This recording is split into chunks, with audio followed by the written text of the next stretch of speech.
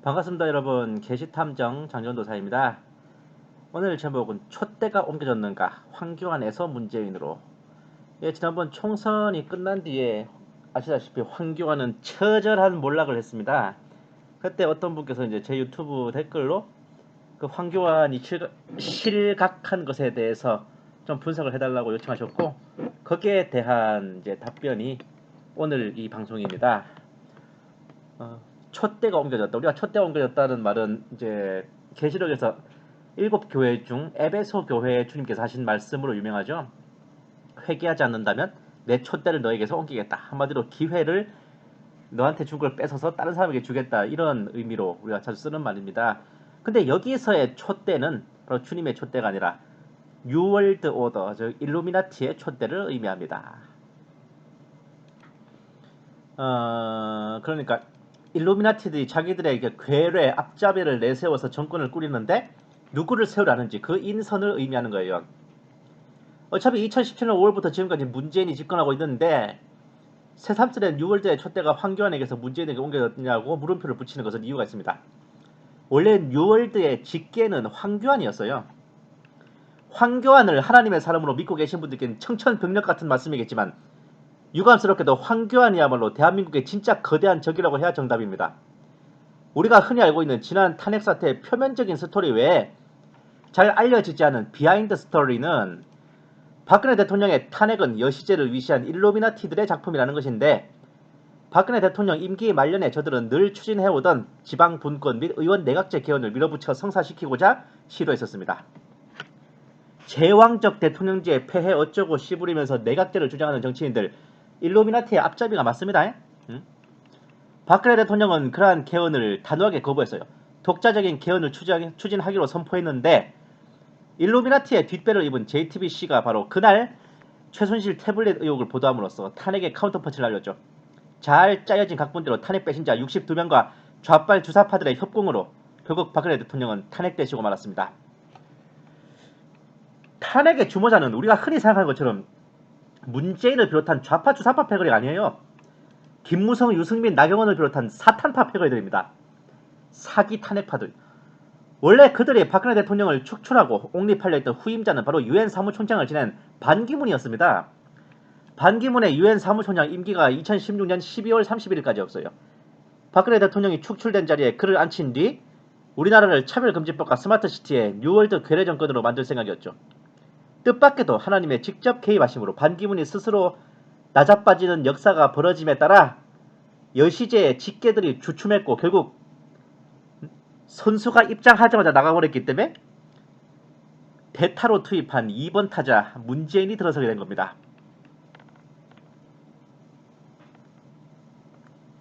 반기문은 유엔 사무총장 임기 내내 전 세계의 차별금지법을 시행하고자 현안이 된 인간이었어요. 차별금지법이라는 것 자체가 등장한 게 반기문이 유엔 사무총장 할 때입니다. 그리고 한편으로는 스마트시티를 열렬히 추진하는 여시제의 앞잡이였어요. 이자야말로 일루미나티의 직계였습니다. 만약 반기문이 탄핵 후에 집권했다면 우리나라는 차별금지법과 스마트시티로 진작 뉴월드의 괴뢰국가로 전락했을 거예요. 지금 문재인의 그 폐악질은 장난에 불과했을 겁니다. 반기문이 유엔 사무총장 시절 미국은 오바마가 대통령이었죠.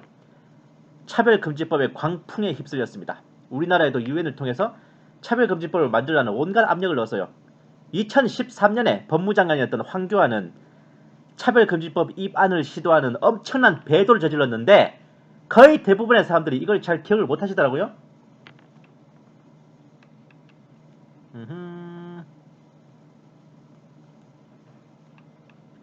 법무장관 황교안의 차별금지법입니다.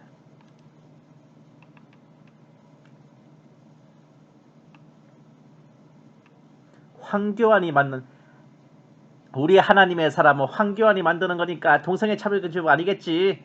는 개뿔. 그 포괄적 차별금지법 맞아요. 오죽하면 불교신문에서 보도를 해주고 있겠어. 보수기독단체에서는 반대하고 있다.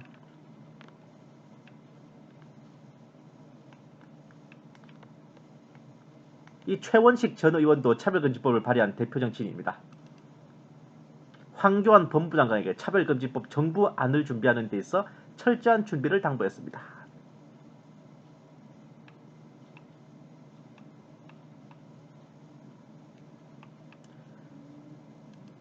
개인적 신앙과 공적인 것을 구분하라는 황교안 전도사님.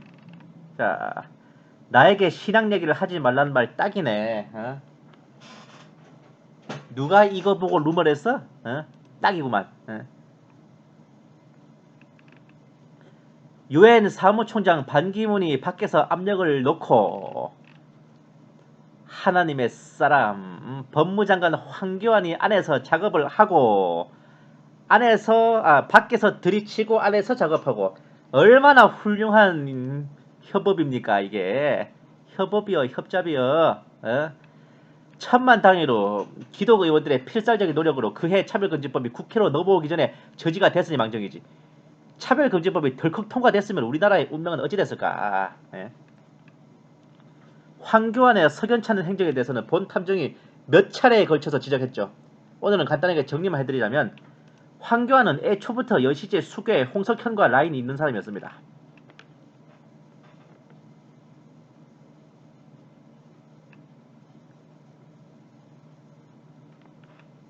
홍석현이 나라를 빼도 박도 못한 상황인데 구해준 사람이 누구?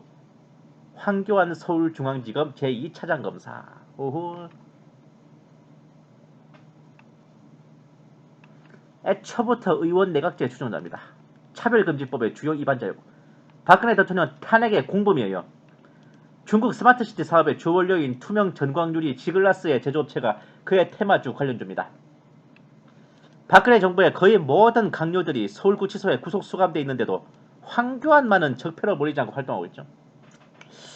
그가 제1야당의 당대표로 앉은 후에도 전혀 우리나라를 위해 도움이 안 돼. 오히려 애국 시민들을 좌절시키고 있습니다. 아직까지 이런 자를 하나님의 사람이라 믿으신다면 심히 골룸합니다. 본 게시탐정이 황교안을 여시제에 직계 문재인을 반개라고 말씀드렸는데 황교안과 반기문은 여시제로 대표되는 일루미나티 세력들이 직접 발탁하여 성장시킨 엘리트 요원인 거예요. 문재인은 그쪽이 직접 발탁한 것까지는 아니고 뒷배를 봐주는 일종의 스폰서 관계. 굳이 비유하자면 대형교회에서 지교회를 설립할 때 외부에서 목사를 청빙해서 도움을 줘서 개척시키는 거랑 본교회 담임 목사 아들이나 부목사를 보내서 개척시키는 거, 요 정도의 차이가 있습니다. 이러한 배경으로 인해 본 게시탐정은 문재인 좌파 정권도 뉴월드의 괴뢰 정권임은 더할 나위 없는 사실이지만 이들이 본편은 아니고 우리나라가 보다 원활하게 뉴월드에 복속되도록 망쳐놓는 사전 작업을 치르는 것들이다. 진짜 메인 뉴월드 괴뢰 정권은 문재인의 임기가 끝난 2022년부터가 아닐까 의심해왔던 것입니다. 그리고 모든 촉각이 다 2022년에 쏠려있기도 했어요. 그런데 제가 이렇게 예상했을 때는 전혀 몰랐던 격변이 닥쳤으니 바로 우한폐렴 코로나 바이러스 사태입니다. 이 상황은 기존의 집권 세력을 뒤흔들고 부셔버릴 수 있는 절호의 기회였고 기존의 집권 세력이 비상사태를 빌미로 더욱 정권을 공고히 할 수 있는 절호의 기회였어요. 양쪽에게 있어 절호의 기회였습니다. 본 게시탐정에게는 과연 문재인의 좌파 정권과 황교안의 미래통합당 중에 어느 쪽의 승기를 잡을까 초미의 관심사였습니다. 2020년 총선은 우리 국민들만이 아니라 일루미나티들에게도 정세의 분수령이라 해도 과언이 아닐 피기멘트였죠. 양쪽에게 모두 대등한 기회였습니다. 이게. 그러나 결말은 모두가 아시다시피 황교안의 처절한 몰락으로다가 끝을 맺었죠. 불법 선거, 조작 선거가 맞든 아니든 간에요. 이번 총선은 굉장히 의미심장했습니다. 이 보면 여시제 주요 중진들인데 안희정은 미투 사건으로 나가 떨어졌고 나경원, 김부겸은 이번 총선에서 모두 탈락했습니다. 정치생명 끝. 옥시크린 이광재는 당선됐던데 뭐 그래도 명색이 여시제인데 한 놈 돼야지. 유승민, 김무성은 아예 이번에 불출마했죠. 아시겠지만 황교안을 대체할 새로운 다크호스였던 7막 7장의 홍정욱도 그 따님의 마약 사건으로 개막전이 결승전이 돼버렸네. 그야말로 문재인 좌파 정권이 국정을 장악하고 완전히 헤게모니를 쥐게 된 상황입니다. 그러나 우리가 알아야 할 것은 이 문재인 좌파 정권도 뉴월드의 괴뢰 정권이야. 일루미나티의 뒷배를 받은 앞잡이라는 겁니다. 그런데 어째서 여시제의 직계인 황교안이 아니라 반계인 문재인에게 아예 촛대가 넘어가 버렸을까 하는 겁니다. 그래도 팔은 안으로 굽는디. 이런 상태로 흘러가면요. 2022년 6월드 괴뢰 정권 수립까지 갈 것도 없어요. 지금 당장 이 문재인 좌파 정권이 메인 6월드 괴뢰 정권이 될 각이거든요. 2022년까지 기다릴 것도 없다는 소리입니다. 어? 당장 올해로 끝장이 날 수도 있다고. 대놓고 말하자면 어찌하여 일루미나티는 자신들이 손때 묻혀 키운 직계 엘리트 요원인 황교안이 아니라 문재인의 손을 들어주었을까? 본 게시탐중의 추리가 시작되는 것은 여기서부터입니다. 답은 간단해요. 까놓고 말해서 제가 일루미나티의 사령탑이라고 해도 황교안 더 이상 안 쓸 것 같아요. 무능해도 뭐 적당히 무능해야지. 어? 법무장관 때나 국무총리 때나 딱 시키는 것만 할 줄 알지. 그 이상의 무슨 영향도 없어요. 명색이 신세계 질서의 그림자 정부라는 일루미나티의 뜻을 받들어 실행하고 온누리에 널리 펼칠 능력과 포부 따위는 싹수가 놀았다 못해 푸르땡땡 하더란 말입니다. 1인지하 만인지상이라는 재상자리 영의정 대가며 국무총리까지 앉힐 정도면 황교안에게 들인 정성과 투자한 것도 적지 않을 건데, 그리고 그건 돌려말하면 그만큼 기대도 컸을 거란 말입니다. 근데 이건 뭐 본전도 못 뽑아. 투자비도 못 건지겠어요. 유명한 영화 스타워즈의 설정에 의하면요, 제다이 기사단과 대칭되는 그 시스 기사단의 룰이 한 스승 밑에 한 명의 제자 겸 후계자만 있을 수 있어요. 근데 만약 제자가 둘이 있다면 반드시 그 둘이 먼저 맞짱을 떠서 이긴 쪽이 후계자가 된다고 합니다. 진 쪽은 죽는 거지. 본 게시 탐정은 이번 판에서도 그 룰이 비슷하게 돌아간 게 아닌가 싶더라고요. 일단 반기문이 먼저 나자빠졌으니 차선책으로 문재인을 앉혔는데, 여시제 입장에서는 자신들의 직계인 황교안한테 더 마음이 가지 않겠냐고. 그래서 황교안을 먼저 제1야당의 당대표로 등판시켜 문재인과 경합을 벌이게끔 판을 까줬을 겁니다. 그렇게 문재인과 투닥거리면서 황교안이 좀 성장해가고 문재인을 대체할 세력으로 국민들에게 부각되어진 후 문재인의 임기가 끝나는 2022년에는 황교안을 필두로 한 일루미나티 직계의 괴뢰 정권을 출범시키는 게 최종 목표가 아닐까 예측해봤죠. 근데 황교안이가 뭐 문재인 멱살 한번 제대로 잡을 깡이 안 되니까. 근데 어차피 뭐 둘 다 일루미나티의 괴뢰 앞잡이들인데, 직계고 반계고 간에 차라리 황교안을 내치고 문재인을 밀어주는 게 더 나은 가성비가 나올 수 있겠다는 생각이 저라도 들 것 같아요. 그러니까 이번 총선에서 압승하자마자 문재인이 작심하고 신세계 질서 발언을 했던 게 아니었을까요? 일루미나티에게 최종 낙점을 받은 후보는 바로 나라는 선언, 새로운 세계 질서를 준비하겠다. 이 말이 괜히 나온 것 같습니까? 굳이 비유하자면 예적 김일성과 박헌영이 스탈린에게 북한의 지도자로 최종 낙점을 받으러 갔을 때 박헌영이 아닌 김일성이 지명을 받은 것과 비슷하다고 하겠어요. 뭐 어느 쪽이 됐든 간에 우리나라 입장에서는 완전히 새됐어. 여기까지 뉴월드 입장에서 본 정세인데, 본 게시탐정이 감히 하나님의 입장에서 이 정세를 둘러보자면 몇 가지 있을 것 같습니다. 첫째, 황교안을 분별하지 못하고 그를 하나님의 사람이라며 메시아 보듯이 극구 칭송하던 무지한 기독교인들에 대한 징계입니다. 둘째, 하나님께서 계획대로 큰 그림대로 순서대로 치시고 계신 거예요.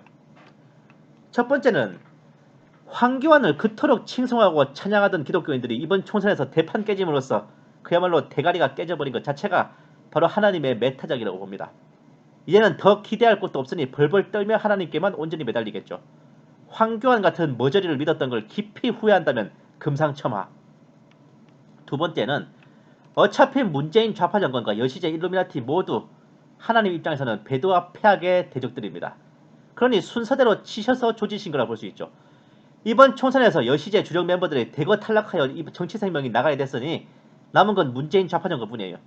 이들만 이후 미중 극동 대전쟁 및 한반도 전쟁 와중에 갈아버리시면 깔끔하게 청소 끝. 옥시크린. 명시는 안 했지만 세 번째는 차별금지법에 대한 경고입니다.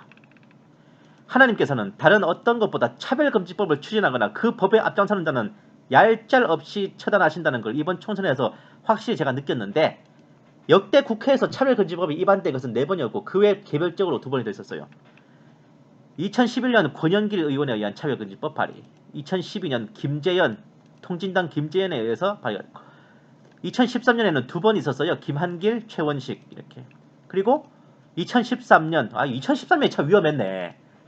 법무부 장관 황교안 전도사님에 의해서 차별금지법이 위반됐습니다. 2018년 김부겸 행안부 장관에 의한 차별금지법 발의가 있었습니다. 특히 김부겸에 의한 혐오표현규제법은 대놓고 동성애 비판을 금지하는 법이었어요. 징역 3년, 벌금 3천만 원이라는 무거운 형벌을 물리는 악독한 차별금지법이었습니다. 본 게시 탐정이 좀 성급하게 넘겨지는 것일 수도 있어요. 하지만 적어도 제가 보기에는요, 차별금지법을 국회에 발의한 대표자들은 현재 전원 정치생명이 끝났습니다. 권영길, 김한길, 최원식은 모두 전직 의원으로 조용히 살고 있죠. 김재현은 통합진보당에 해산되면서 강제로 금배지를 떼었습니다. 황교안은 이번 총선에서 처절한 몰락을 했고, 김부겸도 그동안 잘 해먹던 지역구에서 떼어지고 말았죠. 황교안, 김부겸 둘 다 당선 후 대권에 도전하겠다는 선언을 하자마자 이게 과연 우연히 벌어진 일일까요? 하나님께서 정해놓으신 그 선이 차별금지법이 아닐까 저는 조심스레 예상해봐요. 영화 기생충에서 송강호가 선을 넘다가 결국 반지하에서 살던 때보다 더 처절하게 파면했죠. 우파든 좌파든 뉴월드에 괴뢰든 간에 하나님께서 정해놓으신 그 선을 넘는 순간 그자의 정치 생명은 반드시 끊어주겠다는 예표가 아닌가 생각합니다. 특히 대표 발의를 하는 자에게는 더더욱 그래요. 위에 국회의원 4명 전부 다 차별금지법 입안을 대표로 발의한 사람들입니다. 차별금지법 발의에 앞장섰다가는 어떻게든 정치 생명이 끊어지는 걸 알면 과연 어떤 의원이 대표 발의를 하겠어요? 그러면 하나님께서 문재인이 일루미나티의 최종 약점을 받고 헤게모니를 쥐도록 하는 것은 어째서 허용하셨는가 궁금할 수도 있는데 본 게시탐정은 그 이유를 2년 전 사건에서 조심스레 찾아보고 있어요. 거의 대부분의 국민들이 황교안이 차별금지법을 만들었었다는 것만큼이나 잘 모르는 일인데 어쩌면 문재인 정부의 유일한 업적일지도 모릅니다. 비꼬는 게 아니라 진짜 문재인의 유일한 업적이에요. 짜잔, 2018년 3월달에 UN 인권이사회에서 요구한 성소수자 인권을 비롯한 97개 항목의 권고를 다 쌩깠어. 누가? 문재인 정부가요. 특히 성소수자 관련 23개 권고는 전부 불수용했다. 동성애 차별금지법과 관련된 부분은 모조리 캔슬, 뻑큐머긍하고 날렸잖아. 말이나 하지 말지. 정부 97개 UN 인권 권고 불수용. 문재인 정부 들어서면서 당연히 시행될 줄 알았던 차별금지법이 UN에서 하라고 믿는데도 씹히니까 요쪽 그룹들은 완전히 멘붕이 됐단 말입니다. 차라리 말이나 하지 말지. 근데 애초에 문재인은 대선 후보 시절에도 동성애 차별금지법에 대해서는 반대 입장이었습니다. 좌빨이라는 이미지에 비해서 굉장히 의외였어요. 저번 대선 때 홍준표도 그렇고 문재인도 그렇고 심상정이 차별금지법 찬성 입장이었고 문재인, 홍준표는 그 차별금지법 반대 입장이었어요. 저게 왜 대단한가 하면요. 2013년에 UN 사무총장 반기문이 우리나라의 차별금지법 제정을 압박했을 때는 법무장관이던 황교안이 덥석 받아들여서 차별금지법을 만들려고 작업해뒀다는 겁니다. 그런데 문재인은 오히려 UN에서 미는데도 튕겨버렸고 차별금지법을 만들지 않았어요. 물론 그해 국가인권기본계획안이라는 나프법을 국무회의까지는 통과했지만은 국회로는 안 넘어갔어요. 여전히 차별금지법은 없습니다. 기독교인들 눈치를 봐서 못한다고 하겠지만 그러면 문재인은 그나마 눈치라도 본다 그러지. 황교안은 본인이 기독교인이에요. 그것도 전도사. 그런 주의 종이 그것을 만들려고 했으니까 하나님 보시기에는 어느 쪽이 더 추워졌을까?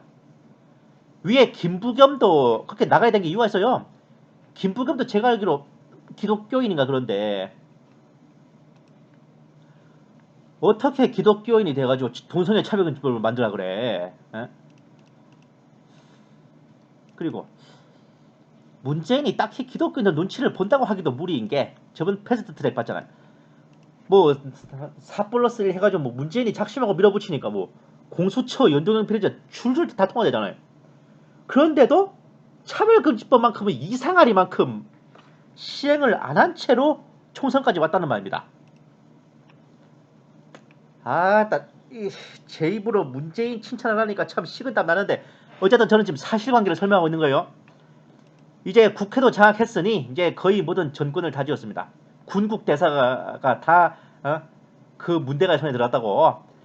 만약 지금 이 순간부터라도 문재인이 동성애 차별금지법을 추진하려 든다면 하나님께서 너희 새끼 딱 걸렸구나 하시면서 문재인을 째시겠지. 하지만 분명한 것은 지난 총선을 계기로 그 비상사태가 의외로 당겨져서 빨리 왔다는 것이며 2022년에 수립될 뉴월드의 괴뢰 정권이 현 문재인 좌파 정권으로 완전히 대체될 가능성이 높아졌습니다. 신입사원 채용보다 경력직 우대라고 할까요? 멀쩡한 국가를 뉴월드화 시키는 것은 차별금지법과 스마트시티 두 개면 충분해요. 역시나 일루미나티의 괴뢰답게 스마트시티에는 열성적인 문재인. 이자가 차별금지법이라는 선을 넘는 순간 남은 것은 파멸뿐이지.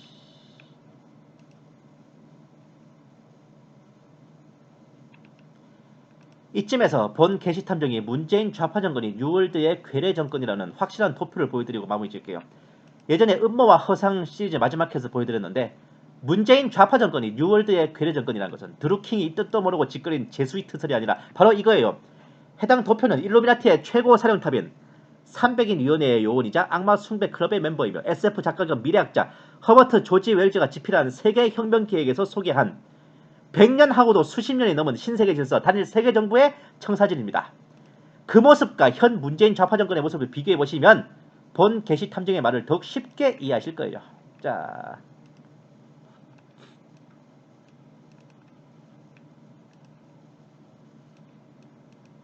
차별금지법 입법과 동성애 합법, 교회 탄압, 국민 주권과 민족주의 철폐. 그러니까 문재인이가 무슨 민족주의 세력이야.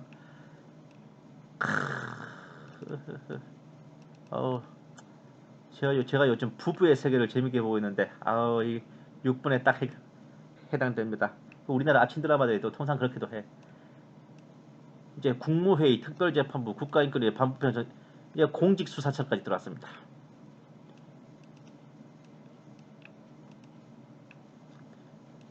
우한폐렴 들면서 이거 더 심해지게 생겼네.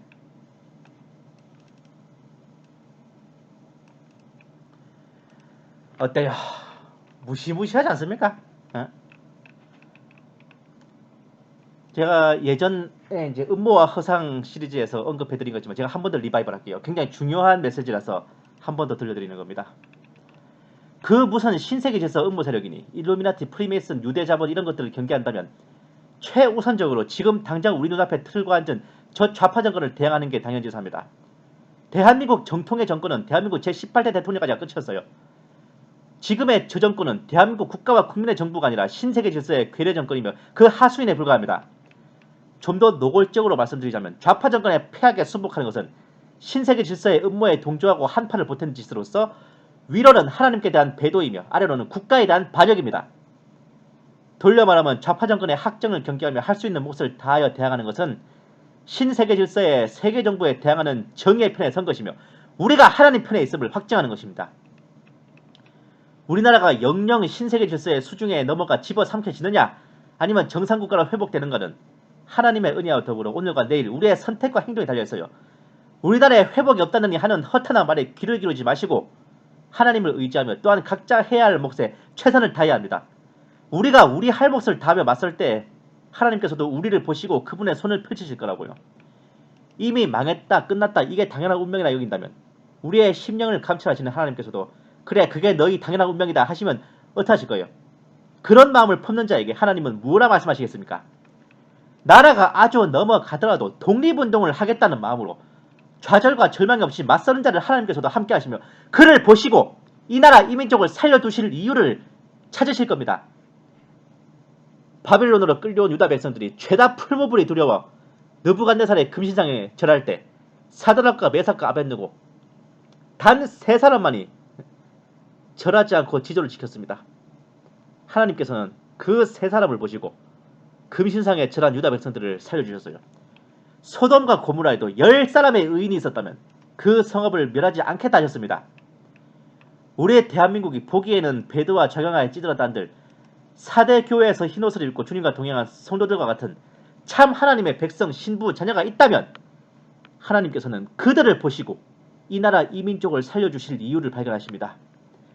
우리 한국교회 900만 성도 중에 단 9만 명만이 주님의 참 백성이라 해도 주님께서 한국교회를 사랑하시고 대한민국을 보살피실 9만 가지의 이유가 있는 겁니다. 이 나라 이 민족 이 교회 가운데 하나님의 참종, 참백성, 참신부가 단 한 명뿐이라 할지라도 하나님께서 이 나라를 멸하지 않으시고 살려주실 한 가지 이유가 남아있는 거라고요. 대한민국은 우리가 주님께로 들림받을 그날까지 결코 무너지지 않을 것이며 대한 사람은 대한으로 길이 보전할 것입니다. 하나님이 포기하지 않으신 이 땅을 우리가 먼저 포기할 생각 말고 오늘의 이 폐악질과 오늘의 이 분함을 잊지 말고 저들이 무너질 날을 기다리며 한판을 보태야 할 것입니다. 300인 위원회의 음모를 폭로한 존 콜먼 박사의 말을 잘 기억할 필요가 있어요. 그것은 우리 국민의 손에 달려있다. 우리에게는 건국의 아버지들이 물려준 유산이 있다. 모든 힘은 국민의 손에서 나온다 하지 않았던가. 단일 세계정부, 신세계 질서라는 이름의 새로운 공산주의 국가의 노예로 전락하지 않으려면 우리는 지금이라도 그 힘을 사용해야만 한다. 감사합니다. 계시탐정 장전도사였습니다.